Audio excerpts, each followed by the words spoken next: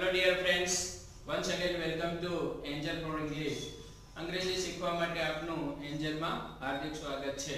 આ વિડિયો દ્વારા આપણે શીખી રહ્યા છીએ અત્યારે ગુજરાતી માધ્યમથી અંગ્રેજી કેવી રીતે શીખી શકાય તે.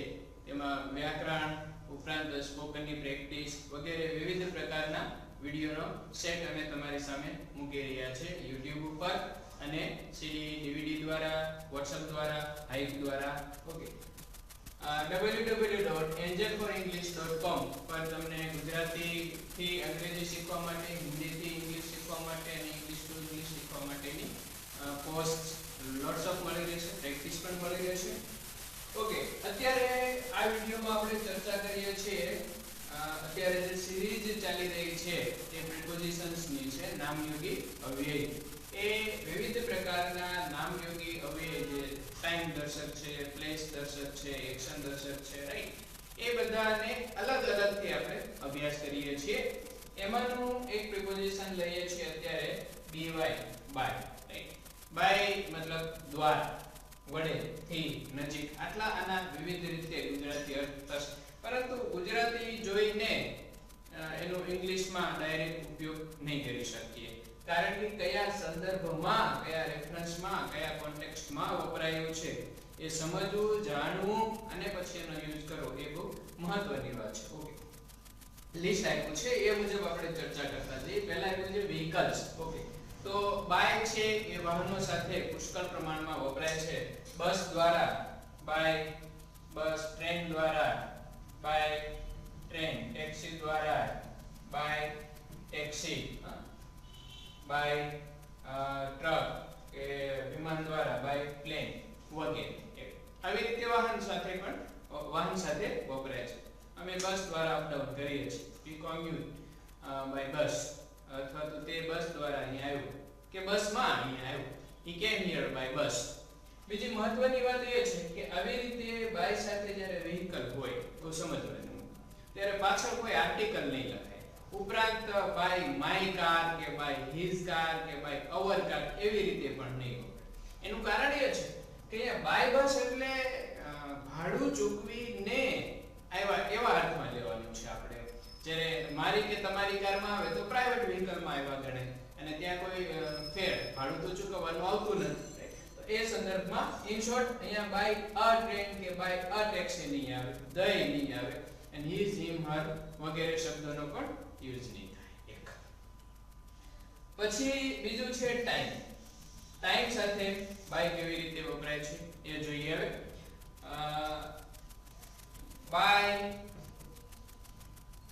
10 o'clock મતલબ 10 વાગ્યા સુધીમાં, એવા અર્થમાં આવશે. 10 વાગ્યા સુધીમાં મતલબ અમે ત્યાં 10 વાગ્યા સુધીમાં પહોંચી જશું. એટલે 10 વાગ્યા સુધીનો અર્થ એવો થાય છે કે એનાથી જરા બી મોડું નહીં. એ આ અર્થમાં નાથી મોડું નહીં. છેલ્લામાં છેલ્લો સમય, એના પછી 1 મિનિટ પણ નહીં. By 10, by 11, by 10 days, by 10 days તો 10 દિવસ સુધીમાં. પછી 11મો દિવસ નહીં થાય, 10 ઉપર 1 કલાક પણ નહીં થાય. તો આ અર્થમાં સમય સાથે પણ બાય વપરાય છે. એક અન્યમાં છે body parts. Vehicle, body parts. આપણે તેને કોઈકને લાકડીથી માર્યો, હાથથી માર્યો, પગથી કિક મારી વગેરે, રાઈટ. આપણે આ જોઈએ છીએ. તો પગથી, હાથથી, લાકડીથી વગેરે માટે થઈને, રાઈટ, કેવી રીતે એમ. આ સિવાય બાય ક્યાં વપરાશે? તો નેક્સ્ટમાં છે પેસિવ. પેસિવ વાક્યમાં આપણે બાયનો ઉપયોગ કરીએ છીએ. કેવી રીતે? Homework was checked by me. મારા દ્વારા હોમવર્ક ચેક થઈ ગયું. Homework was checked by sir. Sir વડે હોમવર્ક ચેક થયું. તમારા વડે હોમવર્ક ચેક થયું. Homework was checked by you. તેઓ વડે હોમવર્ક ચેક થયું. તો homework was checked by them. આ અર્થમાં પેસિવ વાક્યમાં પણ બાયનો ઉપયોગ થવાનો છે. વિવિધ રીતે ઘણી જગ્યાએ ઉપયોગ થાય છે. પુષ્કળ પ્રમાણમાં આ વપરાતી વાક્ય રચના છે પેસિવ વોઇસની અંદર. આ ઉપરાંત છે વે અને મેથડ. કોઈ કાર્યને how we do with which method એમ એટલે કે આવી રીતે by post હું તમને લેટર દ્વારા જાણ કરી દઈશ by post અથવા તો મેં તમને પોસ્ટ દ્વારા પાર્સલ પોસ્ટ ને મારફતે પાર્સલ મોકલી દીધું છે I have sent you parcel by post by email right this is the way of doing something કઈ ક્રિયા કરવા માટેની જે મેથડ છે પદ્ધતિ છે એ અર્થમાં પણ by વપરાય છે પછી verbs સાથે બહુ વપરાતું હોય છે ને ગુજરાતીમાં ને આવે કેવી રીતે કામ કરીને by working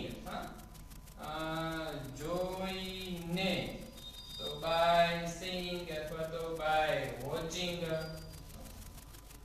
હું સર આ હોમવર્ક કરીને તમને બતાવીશ તો by doing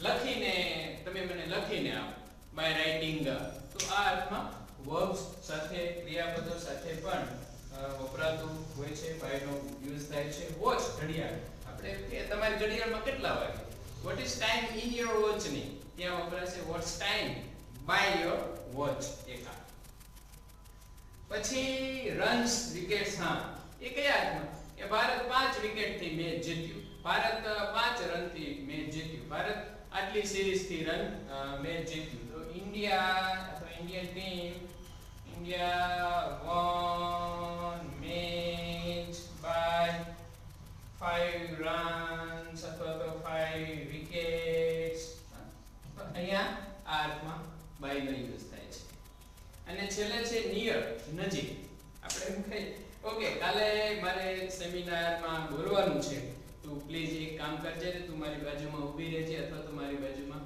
ઊભો રહેજે જેથી કરીને મને ડર ફિયર ન લાગે તો please stand by me when I am going to deliver a lecture જ્યારે લેક્ચર આપું કે આપતો હોઈશ કે આપતે હોઈશ ત્યારે તો મારી બાજુમાં છે એ ઊભો રહેજે આ અર્થમાં પણ by નો યુઝ થાય છે નજીકના અર્થમાં વપરાય છે તો વિવિધ રીતે by ના મેક્સિમમ જેટલા એના યુઝ થતા હોય એ સમજાવવાનો તમને પ્રયત્ન કર્યો છે I hope you will get them અને by in by with પછી by સાથે બીજા પ્રિપોઝિશન્સમાં જે સમાનતા હોય થોડી કે તફાવત કમ્પ્લીટ આવતો એના વિડિયો પણ અલગ છે આ special this video contains only the explanation identification clarification of the preposition by okay keep on studying 100% તમને રિઝલ્ટ મળશે થેન્ક્સ હવે ગુડ ડે